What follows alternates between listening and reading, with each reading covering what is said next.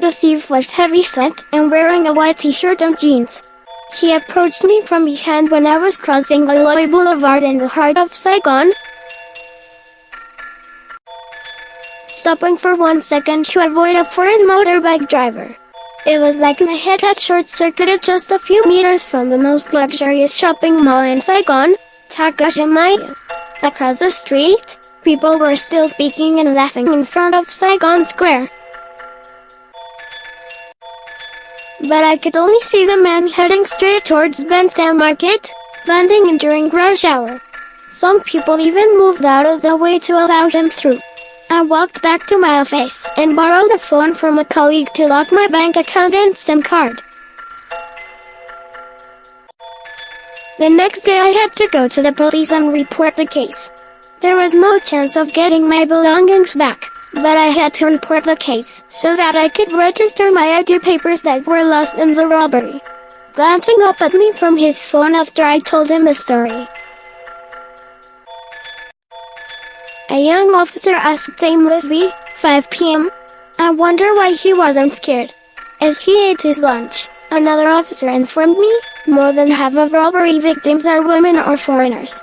Women are not careful, he concluded, waving his spoon. I asked him where most thefts take place, and he said, in front of hotels, parks, crossroads and the Notre Dame Cathedral. Bag snatching is nothing. Some people lost a whole set of camera and tripod while taking photos in front of the cathedral, he said. So how many times do you retrieve ID papers back for the victims? I questioned. We can't answer that, the two of them replied. Then I had to finish my report because a worker from a nearby construction site was waiting in line. He sat there with a motorbike key in his hand. A thief had taken his bike. Outside at the door, a woman was also waiting. It felt like the three of us bonded as a team. We are a problem that needed to be dealt with. In the officer's eyes. While waiting for my report to be processed, I overheard the conversations between the officers and the other victims, and they once again passed the buck. But those officers unintentionally revealed to me some important information. Every day, there are hundreds of robberies on the streets of Saigon that go unreported. Is this because robbery has become so common that victims do not feel the need to report them? In the media, we only see cases that are filmed by locals and go viral on social media. And when I did a little research, I found no police's figures recording robberies in the city. The two officers I met that day told me that people think they are lucky enough not to be hurt, so they don't bother to report the crime. There is a fake sense of peace in the city I live in. Now I carry a cheap bag and only keep small change and a few unimportant bits and pieces in it. I also bought a cheap phone. I am always worried. I don't even dare to wear nice clothes. The officer had told me, even the police lose their wallets and phones when they are not in uniform. So why should women wear expensive clothes and accessories? In this city, dressing up is a mistake. When I first moved to District 4, a notorious home to criminal gangs, a market vendor told me, gangs in District 4 only operate in Districts 1 and 3. They divide up the areas. But thieves are not that regulated.